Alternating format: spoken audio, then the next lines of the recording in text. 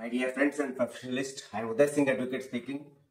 ನೀವೆಲ್ಲರೂ ಸಹ ನನ್ನ ಚಾನೆಲ್ ಅನ್ನು ನೋಡ್ತಾ ಇದ್ದೀರಿ ಅಂತ ನಾನು ಅಂದ್ಕೊಂಡಿದ್ದೀನಿ. ಶೇರ್ ಮಾಡಿ, ಲೈಕ್ ಮಾಡಿ, ಕಮೆಂಟ್ ಮಾಡಿ ಮತ್ತು ನನ್ನ ಚಾನೆಲ್ಗೆ ಇನ್ನೂ ಯಾರು ಸಬ್ಸ್ಕ್ರೈಬ್ ಆಗಿಲ್ಲ ನೀವೆಲ್ಲರೂ ಸಬ್ಸ್ಕ್ರೈಬ್ ಆಗಬೇಕಂತ ಕೇಳ್ಕೊಳ್ತಾ ಇವತ್ತು ನಾನು ಇನ್ನೊಂದು ವಿಷಯವನ್ನು ಇಟ್ಕೊಂಡು ನಿಮ್ಮ ಮುಂದೆ ಬಂದಿದ್ದೀನಿ. ಇವತ್ತು ನಾನು ಆಯ್ಕೆ ಮಾಡ್ಕೊಂಡಿರ್ತಕ್ಕಂಥ ವಿಷಯ ಅಂತಂದ್ರೆ ಪ್ರತಿಕೂಲ ಸ್ವಾಧೀನತ್ವ, ಅಡ್ವರ್ಸ್ ಪೊಸೆಷನ್. 12 ವರ್ಷಗಳವರೆಗೆ ಯಾರಾದ್ರೂ ನಿಮ್ಮ ಮನೆಯಲ್ಲಿ ಬಾಡಿಗೆ ಇದ್ದರೆ ಅಂತ ಒಂದು ಮನೆಯ ಮಾಲೀಕತ್ವವನ್ನು ಅವರು ಪಡಿಬಹುದು. ಇದನ್ನ ನಾವು ಅಡ್ವರ್ಸ್ ಪೊಸೆಷನ್ ಅಲ್ಲಿ ನೋಡ್ತಾ ಇದ್ದೀವಿ. ಸೊ ಈ ಒಂದು ವಿಷಯದ ಬಗ್ಗೆ ನಾವು ಒಂದಿಷ್ಟು ಈ ವಿಡಿಯೋ ಮೂಲಕ ನಾನು ತಿಳಿಸ್ಲಿಕ್ಕೆ ಇಷ್ಟಪಡ್ತಾ ಇದ್ದೇನೆ.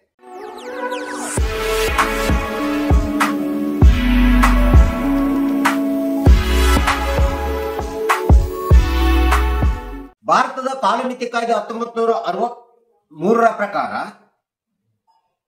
ಯಾವುದೇ ಒಂದು ನಿಮ್ಮ ಖಾಸಗಿ ಆಸ್ತಿಯನ್ನ ಅಥವಾ ಮನೆ ಇರಬಹುದು ಅಥವಾ ಆಸ್ತಿ ಇರಬಹುದು ಅಥವಾ ಮನೆ ಬಾಡಿಗೆಯನ್ನು ಕೊಟ್ಟಿರಬಹುದು, ಅದನ್ನ ನಿರಂತರವಾಗಿ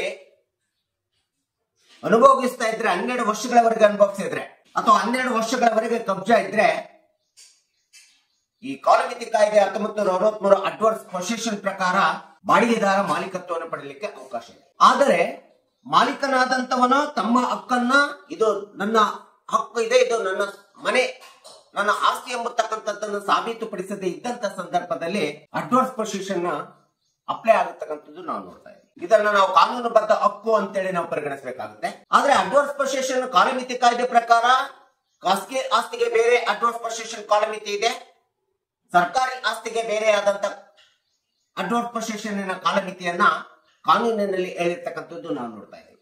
ಯಾವುದೇ ಒಂದು ಖಾಸಗಿ ಆಸ್ತಿಯನ್ನ ನಾವು ನಿರಂತರವಾಗಿ ಮನೆ ಬಾಡಿಗೆ ಇರಬಹುದು ಅಥವಾ ಭೂಮಿ ಇರಬಹುದು, ಇನ್ಯಾವುದೇ ಅಂಶವನ್ನ ನಿರಂತರವಾಗಿ 12 ವರ್ಷಗಳವರೆಗೆ ನಾವು ಬೇರೆಯವರಿಗೆ ಕೊಟ್ಟಂತ ಸಂದರ್ಭದಲ್ಲಿ ಅವರು 12 ವರ್ಷಕ್ಕಿಂತ ಮೇಲ್ಪಟ್ಟು ಆ ಆಸ್ತಿಯ ಮೇಲೆ ಕಬ್ಜಾ ಇದ್ದಂತ ಸಂದರ್ಭದಲ್ಲಿ ಅಥವಾ ಅನುಭವದಲ್ಲಿ ಇದ್ದಂತ ಸಂದರ್ಭದಲ್ಲಿ ಅಂತ ಒಂದು ಆಸ್ತಿಗೆ ಅಡ್ವರ್ಸ್ ಪೊಸೆಷನ್ ಪ್ರಕಾರ ಬಾಡಿಗೆದಾರ ಅಥವಾ ಅನುಭವದಾರ ಆಸ್ತಿ ಮಾಲೀಕನಾಗ್ಲಿಕ್ಕೆ ಅವಕಾಶ ಇದೆ. ಹೀಗೆ ಅಡ್ವರ್ಸ್ ಪೊಸೆಷನ್ ಪ್ರಕಾರ 12 ವರ್ಷಗಳವರೆಗೆ ಯಾರು ನಿರಂತರವಾಗಿ ಅನುಭವದಲ್ಲಿ ಅನುಭವಿಸ್ತಾರೆ ಅವರಿಗೆ ಮಾಲೀಕತ್ವವನ್ನು ಪಡೆದುಕೊಳ್ಳುವಂತ ಹಕ್ಕು ಇದೆ ಅಂತೇಳಿ the law of adverse possession ಹೇಳ್ತಾ ಇದೆ.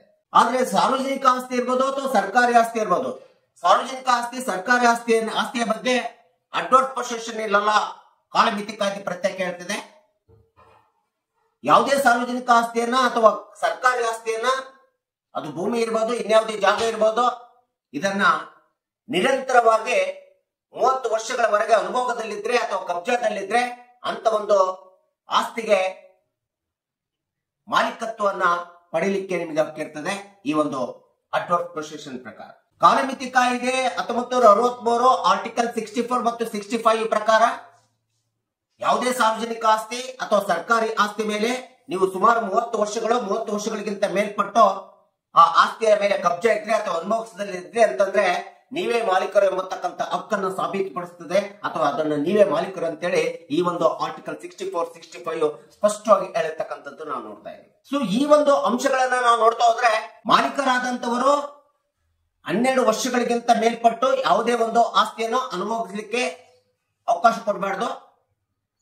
ಇದರ ಬಗ್ಗೆ ಅತಿ ಎಚ್ಚರಿಕೆಯ ಕ್ರಮಗಳನ್ನ ಮಾಲೀಕರಾದಂತವರು ತೆಗೆದುಕೋಬೇಕೆಂಬತಕ್ಕಂಥದ್ದನ್ನ ನಾವಿಲ್ಲಿ ನೋಡಬಹುದಾಗಿದೆ. ಯಾವುದೇ ಮನೆಯನ್ನಾಗ್ಲಿ ಅಥವಾ ಜಾಗವನ್ನಾಗ್ಲಿ ಬಾಡಿಗೆ ಕೊಡುವಂತ ಸಂದರ್ಭದಲ್ಲಿ ಮಾಲೀಕನಾದಂತವನು ಕಾನೂನು ಕ್ರಮ ಕೈಗೊಳ್ಳಬೇಕಾಗುತ್ತೆ. ಅಂತ ಒಂದು ಕಾನೂನು ಕ್ರಮಗಳಲ್ಲಿ ಎಚ್ಚರಿಕೆಯ ಕ್ರಮಗಳಂತಂದ್ರೆ ಮೊಟ್ಟ ಮೊದಲನೇದಾಗಿ ನಿಮ್ಮ ಲೀಸ್ ಅವಧಿ ಅಥವಾ ಬಾಡಿಗೆ ಅವಧಿ ಎಂಬತಕ್ಕಂಥದ್ದು 11 ತಿಂಗಳು, 1 ವರ್ಷ ಅಥವಾ 2 ವರ್ಷಕ್ಕಿಂತ ಹೆಚ್ಚು ಅಂದ್ರೆ 3 ವರ್ಷಕ್ಕಿಂತ ಕಾಲಮಿತಿ ಕಾಯ್ದೆ ಪ್ರಕಾರ 3 ವರ್ಷಕ್ಕಿಂತ ಹೆಚ್ಚಿಗೆ ಕೊಡದೇ ಇರತಕ್ಕಂಥದ್ದನ್ನ ನೀವು ಗಮನದಲ್ಲಿ ಇಟ್ಕೋಬೇಕಾಗುತ್ತೆ. ಇದು ಅತಿ ಪ್ರಮುಖವಾದಂತ ಅಂಶ. ಒಂದು ವೇಳೆ ಕೊಟ್ಟರು ಸಹ ಪ್ರತಿ 11 ವರ್ಷ ಅಥವಾ 1 ವರ್ಷ, 2 ವರ್ಷ, 3 ವರ್ಷಕ್ಕೆ ಕೊಟ್ಟಾಗ ಅದರ ಅವಧಿಯನ್ನ ರಿನ್ಯೂವಲ್ ಮಾಡಿಸ್ಕೊಳ್ತಾ ಹೋಗ್ಬೇಕಾಗುತ್ತೆ. ಮತ್ತು ಏನು ಬಾಡಿಗೆಯನ್ನು ಕೊಟ್ಟಿರ್ತೀರಿ ಅಥವಾ ಏನು ಕಬ್ಜಾದಾರನಿರ್ತಾನೆ, ಬಾಡಿಗೆದಾರನಿಗೆ ಅಥವಾ ಕಬ್ಜಾದಾರನು ತನ್ನ ಆಸ್ತಿ ಮೇಲೆ ಅನುಭವವನ್ನು ಮಾಡುವಂತ ಸಂದರ್ಭದಲ್ಲಿ ಅವನ ಮೇಲೆ ಅವಲೋಕನ ಇರಬೇಕು ಮತ್ತು ಆ ಆಸ್ತಿ ಅನುಭವದಾರನ ಮೇಲೆ ಮೇಲ್ವಿಚಾರಣೆಯನ್ನು ಆವಾಗ ಮಾಲೀಕರು ಮಾಡ್ತಾನೆ ಇರಬೇಕಾಗುತ್ತೆ. ಇದು ಒಂದು ಅತಿ ಪ್ರಮುಖವಾದಂತ ಎಚ್ಚರಿಕೆ ಕ್ರಮ. ಇನ್ನು ಬಾಡಿಗೆ ಮುಗಿದ ಮೇಲೂ ಸಹ ಬಾಡಿಗೆದಾರ ತಮ್ಮ ಆಸ್ತಿಯ ಮೇಲೆ, ಮನೆ ಮೇಲೆ ಇರ್ಬೋದು ಅಥವಾ ಆಸ್ತಿ ಮೇಲೆ ಇರ್ಬೋದು, ನಿರಂತರವಾಗಿ ಉಳಿದಿದ್ದರೆ, ಆ ರೀತಿ ಉಳಿಯಲು ಪ್ರಯತ್ನ ಮಾಡುತ್ತಿದ್ದರೆ ಅಂತ ಒಂದು ಬಾಡಿಗೆದಾರರ ವಿರುದ್ಧ ತಕ್ಷಣವಾಗಿ ತಪ್ಪದೆ ಕಾನೂನು ಕ್ರಮವನ್ನು ಜರುಗಿಸತಕ್ಕಂಥದ್ದನ್ನ ಅತಿ ಪ್ರಮುಖವಾಗಿ ಮಾಲೀಕರು ತೆಗೆದುಕೊಳ್ಬೇಕಾಗುತ್ತೆ. ಈ ರೀತಿ ನಾವು ಕೊಟ್ಟಂತ ಯಾವುದೇ ಒಂದು ಬಾಡಿಗೆ ಮನೆ ಇರ್ಬೋದು, ಆಸ್ತಿ ಇರ್ಬೋದು, ಅಡ್ವರ್ಸ್ ಪೊಸೆಷನ್ ಪ್ರಕರಣಕ್ಕೆ ಒಳಪಡ್ತಾ ಇದೆ ಅಂತೇಳಿ ಮಾಲೀಕನಿಗೆ ಗೊತ್ತಾದಂತ ಸಂದರ್ಭದಲ್ಲಿ ತಕ್ಷಣದಲ್ಲಿ ತಮ್ಮ ವಕೀಲರನ್ನ ಕಾಂಟ್ಯಾಕ್ಟ್ ಮಾಡಬೇಕು. ವಕೀಲರನ್ನ ಕಾಂಟ್ಯಾಕ್ಟ್ ಮಾಡಿ ಕಾನೂನಿನ ಸಲಹೆಯನ್ನ ಸೂಚನೆ ತೆಗೆದುಕೊಂಡು ಕಾನೂನು ಸಲಹೆಯನ್ನ ಪಡೆದುಕೊಂಡು ಕ್ರಮವನ್ನು ಕೈಗೊಳ್ಳತಕ್ಕಂಥದ್ದು ತುಂಬಾ ಅವಶ್ಯಕತೆ ಇದೆ.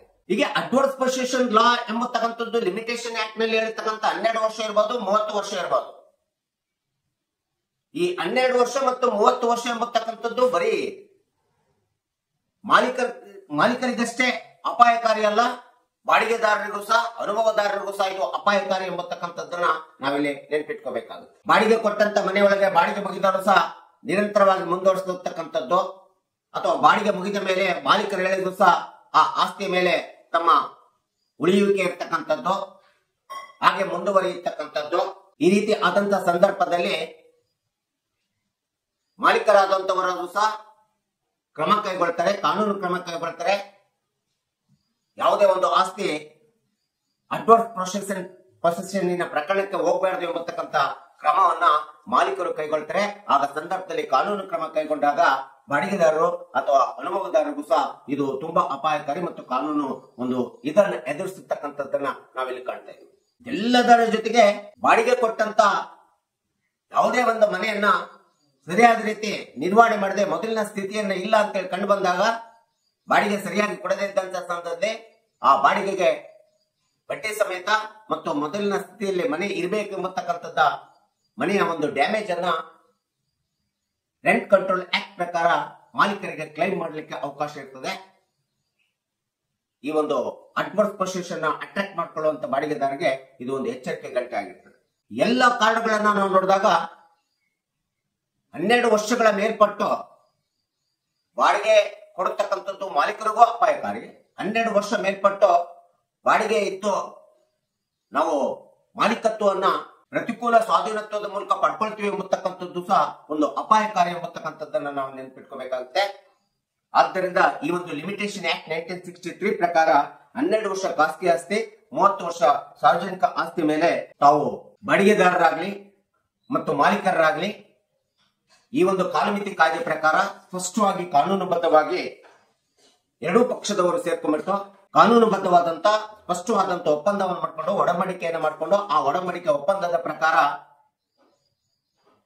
ನೀವು ಬಾಡಿಗೆಯ ಮನೆಯನ್ನ ಆಸ್ತಿಯನ್ನು ಅನುಭವಿಸಬೇಕು ಮತ್ತು ನೀವು ಮಾಲೀಕರಾದಂತವ್ರು ಕೊಡುವರು ಸಹ ಈ ಒಂದು ಸ್ಪಷ್ಟ ಒಡಂಬಡಿಕೆ ಒಪ್ಪಂದವನ್ನು ಮಾಡಿಕೊಂಡು ಕೊಡತಕ್ಕಂಥದ್ದು. ಆ ಒಡಂಬಡಿಕೆ ಒಪ್ಪಂದದ ಪ್ರಕಾರ ಎರಡೂ ಪಕ್ಷದವರು ನಡೆದುಕೊಂಡಾಗ ಮಾತ್ರ ಇಂಥ ಒಂದು ಅಡ್ವರ್ಸ್ ಪೊಸೆಷನ್ ಪ್ರಕರಣಗಳು ಉದ್ಭವಿಸಲಿಕ್ಕೆ ಸಾಧ್ಯ ಆಗುವುದಿಲ್ಲ, ತಡೆಗಟ್ಟಲಿಕ್ಕೆ ಸಾಧ್ಯ ಆಗ್ತದೆ. ಮತ್ತು ಅಡ್ವರ್ಸ್ ಪೊಸೆಷನ್ ಪ್ರಕರಣ ಸಮಸ್ಯೆ ನಿರ್ವಹಣೆ ಆಗಲಿಕ್ಕೆ ಸಾಧ್ಯ ಆಗುವುದಿಲ್ಲ ಎಂಬತಕ್ಕಂಥ ಹಿನ್ನೆಲೆಯನ್ನು ಇಟ್ಕೊಂಡು ಈ ಒಂದು ಪ್ರತಿಕೂಲ ಸ್ವಾಧೀನತ್ವದ ವಿಡಿಯೋನ ನಾನು ನಿಮ್ಮ ಮುಂದೆ ಸಂಕ್ಷಿಪ್ತವಾಗಿ ವಿವರಣೆಯನ್ನು ಕೊಟ್ಟಿದ್ದೀನಿ. ದಯವಿಟ್ಟು ನನ್ನ ವಿಡಿಯೋ ಇಷ್ಟ ಆಗಿದ್ರೆ ಶೇರ್ ಮಾಡಿ, ಲೈಕ್ ಮಾಡಿ, ಕಮೆಂಟ್ ಮಾಡಿ ಮತ್ತು ನನ್ನ ಚಾನೆಲ್ಗೆ ಸಬ್ಸ್ಕ್ರೈಬ್ ಆಗೋದನ್ನ ಮರಿಬೇಡಿ ಅಂತ ಹೇಳ್ತಾ ಇವತ್ತಿನ ವಿಷಯಕ್ಕೆ ವಿರಾಮ ಹೇಳ್ತೀನಿ. ನಾನು ಇನ್ನೊಂದು ವಿಷಯ ತೆಗೆದುಕೊಂಡು ಮುಂದೆ ಬರ್ತೀನಿ. ಜೈ ಹಿಂದ್, ಜೈ ಕರ್ನಾಟಕ.